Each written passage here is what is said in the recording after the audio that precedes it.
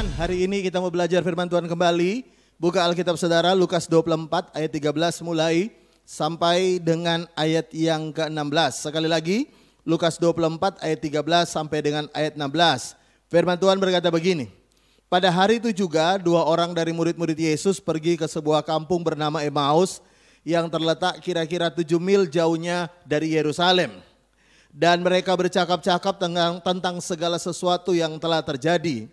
Ketika mereka sedang bercakap-cakap dan bertukar pikiran, perhatikan ini, datanglah Yesus sendiri mendekati mereka, lalu berjalan bersama-sama dengan mereka. Tetapi ada sesuatu yang menghalangi mata mereka, sehingga mereka tidak dapat mengenal Dia. Yang percaya firman Tuhan, sama-sama katakan, amin. Hal yang paling penting hari ini yang akan saya mau bagikan kepada Bapak Ibu Saudara sekalian adalah begini.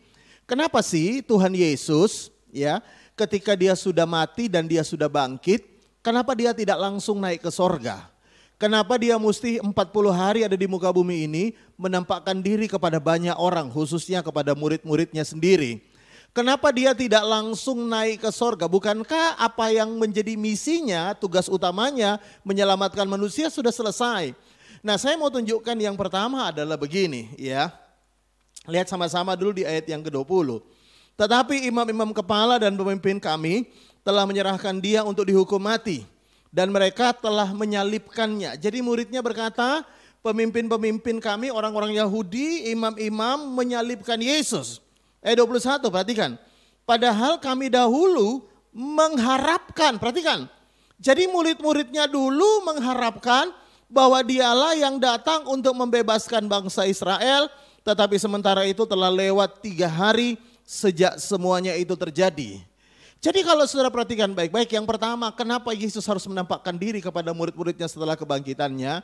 Yang pertama adalah begini, Yesus pengen mengembalikan harapan mereka yang sebelumnya sudah hancur karena melihat kenyataan bahwa apa yang mereka harapkan tentang Yesus yang akan jadi pemimpin, tapi kenyataannya mereka melihat dengan mata kepala mereka sendiri, Yesus yang mereka harapkan akhirnya mati juga ya. Dan mereka benar-benar down, harapan mereka hancur. Semua apa yang mereka dulu idam-idamkan, bayangkan, harapkan semuanya hancur. Nah, untuk itulah yang pertama kenapa Yesus menampakkan diri. Karena Yesus pengen membangun kembali sebuah harapan baru kepada murid-muridnya. Nah, saya mau beritahu bagian yang pertama. Yesus sangat peduli tentang memulihkan harapan murid-muridnya. Dan kalau Yesus meluangkan waktu 40 hari setelah mati, setelah bangkit, dia tidak langsung naik ke sorga hanya karena supaya dia bisa memulihkan yang pertama harapan murid-muridnya. Saya percaya hari ini juga Tuhan mau memulihkan harapanmu. Saya bisa dengar kata amin. Saya nggak tahu apa yang menjadi harapanmu. Mungkin hari ini beberapa orang yang mendengarkan ibadah khotbah online hari ini, mereka sudah putus asa. Anda sudah putus asa dengan kenyataan-kenyataan hidup yang engkau harapkan tidak jadi kenyataan. Yang engkau bayangkan tidak jadi kenyataan. Bahkan tanda kutip yang engkau imani tidak jadi kenyataan. Lalu Anda mulai kecewa, frustasi, putus asa, hilang harapan. Tapi perhatikan baik-baik. Justru ketika orang frustasi, hilang harapan, harapannya hancur, Yesus mau meluangkan waktunya untuk menampakkan diri, untuk membangun kembali harapan-harapan dalam diri murid-murid. Saya mau beritahu, Yesus peduli dengan keadaanmu. Karena itu sekali lagi bagian yang pertama, Yesus peduli keadaanmu dan dia mau membangkitkan harapanmu kembali. Mungkin engkau berkata, Pak percuma saya berharap, saya udah bolak-balik berharap, tapi kenyataan tidak jadi kenyataan apa yang saya harapkan. Nah, seperti halnya murid-murid Yesus datang untuk memulihkan harapan mereka. Perhatikan ini ya. Yang Yesus pulihkan itu harapan mereka bukan dalam artian begini. Yesus selalu memberikan apa yang mereka inginkan. Bukan. Yesus tidak memulihkan harapan dengan memberikan apa yang mereka harapkan. Tidak. Tapi mengubah cara mereka berharap, mengubah sesuatu yang mereka harap. Kenapa? Karena sesungguhnya apa yang dulu murid-murid harapkan itu sesuatu yang salah. Itu sesuatu yang tidak sesuai dengan Alkitab apa yang Tuhan rencanakan. Karena itu saya mau beritahu kepada saudara, jangan pernah berharap bahwa ketika Tuhan memulihkan harapanmu, Tuhan pasti akan memberikan apa yang kau harapkan. Tidak, justru barangkali hari ini Tuhan sedang merevisi harapanmu. Tuhan sedang mencoba membuat benar harapanmu. Karena mungkin hari ini, beberapa waktu yang lalu engkau sudah berharap sesuatu yang salah. Ya, seperti halnya murid-murid, mereka berharap Yesus jadi pemimpin tidak mati. Yesus harusnya jadi orang yang luar biasa dan tidak mati, tapi ternyata Tuhan akhirnya mati. Tapi Tuhan membangkitkan harapan mereka. Kenapa? Karena sekalipun apa yang mereka harapkan tidak jadi kenyataan, Tuhan sebenarnya menyediakan jauh lebih besar daripada apa yang murid-murid harapkan. Karena itu yang pertama, kenapa Yesus meluangkan waktu 40 hari? Karena yang pertama, Yesus pengen memulihkan harapanmu. Yesus pengen engkau berharap dengan benar. Kalaupun hari ini apa yang kau harapkan tidak jadi kenyataan, percayalah Tuhan menyediakan sesuatu yang lebih baik, yang lebih luar biasa daripada apa yang engkau harapkan. Yang percaya firman Tuhan katakan amin. Yang kedua, kenapa sih Yesus meluangkan waktu 40 hari menampakkan diri kepada murid-muridnya? Lihat ayat 25. Ayat 25 Yesus berkata begini.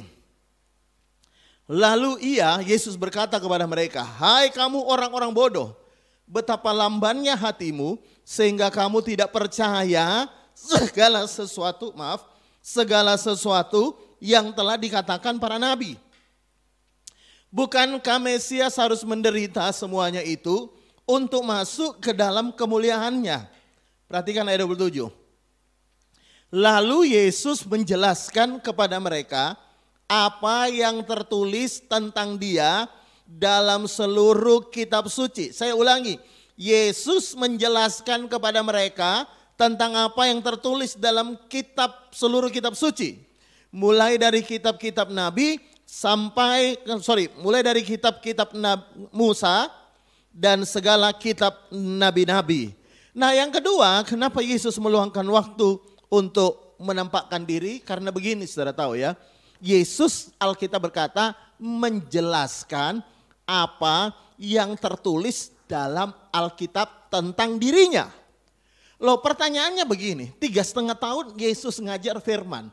Apa mereka tidak mengerti? Saya mau beritahu kepada saudara, seringkali ketika kita dengar firman Tuhan itu, ketika belum kita alami, kita dengar, kita hanya mengerti dalam akal kita, ya.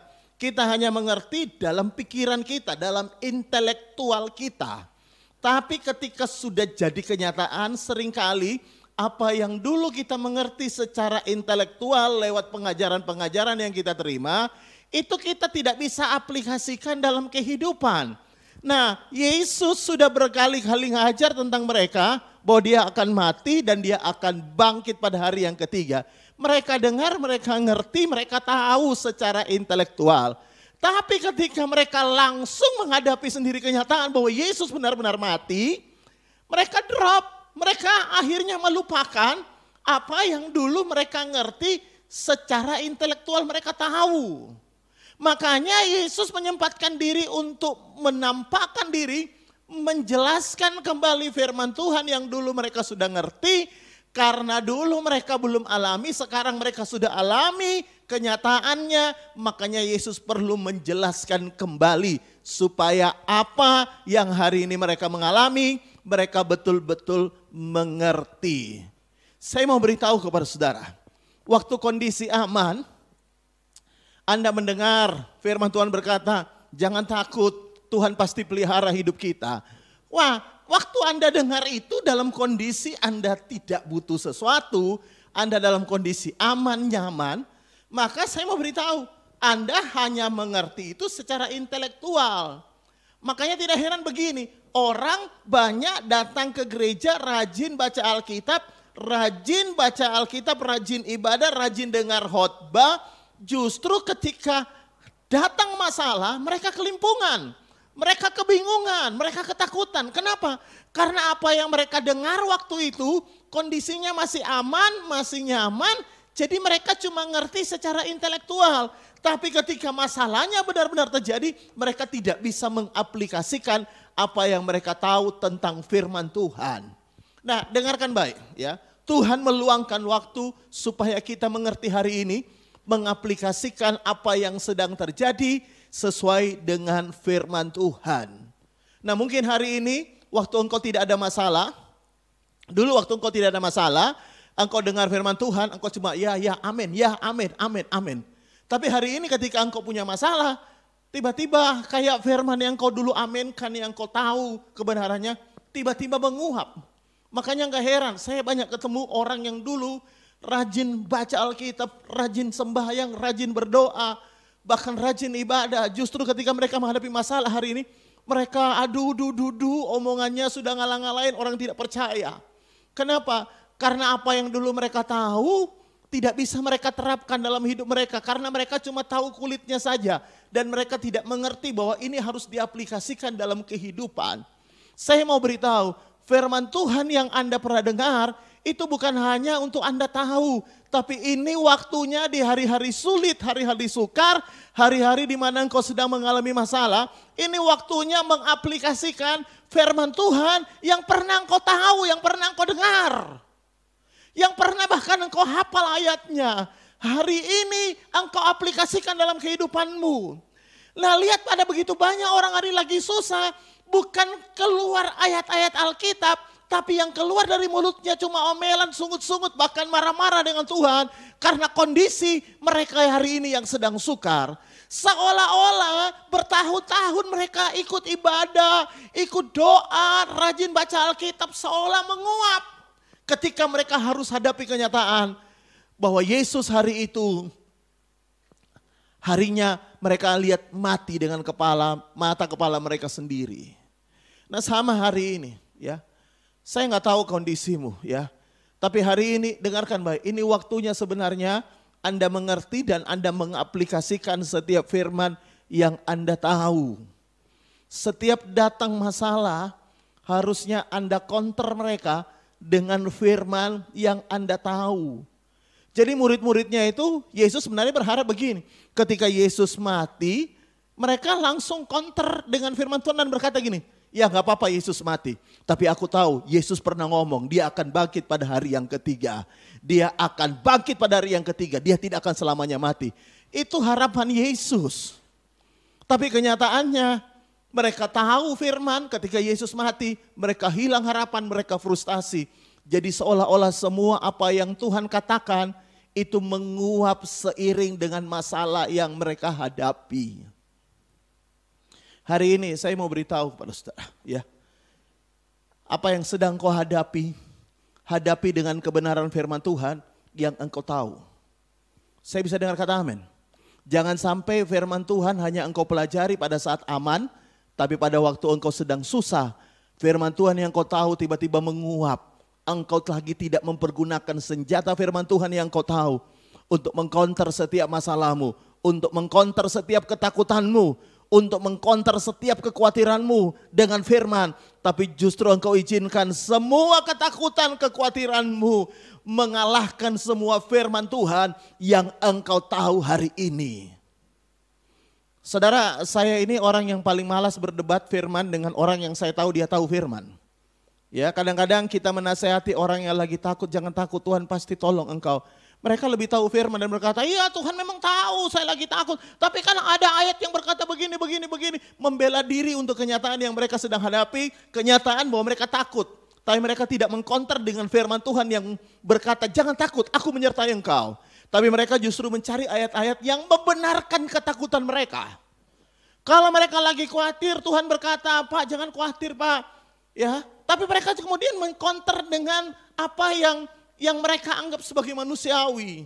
Mereka mulai berkata, ya kekhawatiran manusiawi Pak, makanya kita bilang khawatir itu biasa. Saya tahu semua manusia bisa khawatir.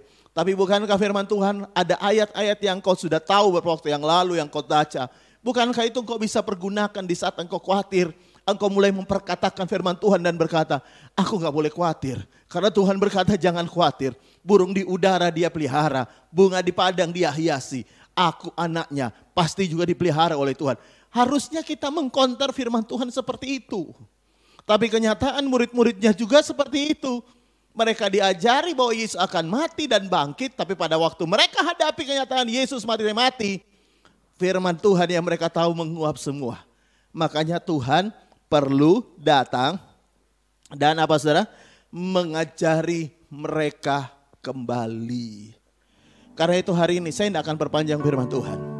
Ada dua pesan Tuhan yang saya mau sampaikan kepada saudara. Yang pertama begini ya. Kalau engkau kehilangan harapan, Tuhan mau pulihkan harapanmu. Tapi jangan pernah berpikir ketika Tuhan mau pulihkan harapanmu, berarti Tuhan akan memberi semua apa yang kau harapkan. Tidak. Kadang Tuhan merevisi apa yang kau harapkan. Karena Tuhan pengen memberi engkau yang lebih baik daripada apa yang kau harapkan. Murid-murid berharap Yesus jadi raja memimpin orang Israel di dunia ini. Tapi kenyataan Yesus memberi mereka yang lebih baik. Bahwa Yesus menjadi raja atas dunia ini. Dia menjadi Tuhan atas dunia ini. Dia menjadi juru selamat atas dunia ini. Dan yang kedua, apa yang kau tahu dari firman Tuhan di waktu yang lalu? Saya rasa hari-hari sulit ini waktunya engkau menerapkan apa yang kau tahu. Semua firman, semua jurus, kalau saya boleh katakan demikian. Semua ayat hafalan yang engkau tahu. Ini waktunya engkau keluarkan untuk mengkonter semua apa yang kau rasakan. Pada waktu engkau takut, pada waktu engkau khawatir, pada waktu engkau lemah. Ini waktunya ayat-ayat firman Tuhan keluar dari mulutmu. Untuk mengkonter semua apa yang kau rasakan. Jangan biarkan apa yang engkau tahu dari firman Tuhan menguap seiring dengan datangnya masalah dalam hidupmu. Saya berdoa hari ini semua kita tetap semangat. Karena Yesus mengasihi kita. Dia harusnya dia meluangkan waktu untuk murid-muridnya. Dan saya percaya hari ini pun Tuhan sedang meluangkan waktu untukmu. Untuk memulihkan semua aspek hidupmu. Yang percaya katakan amin.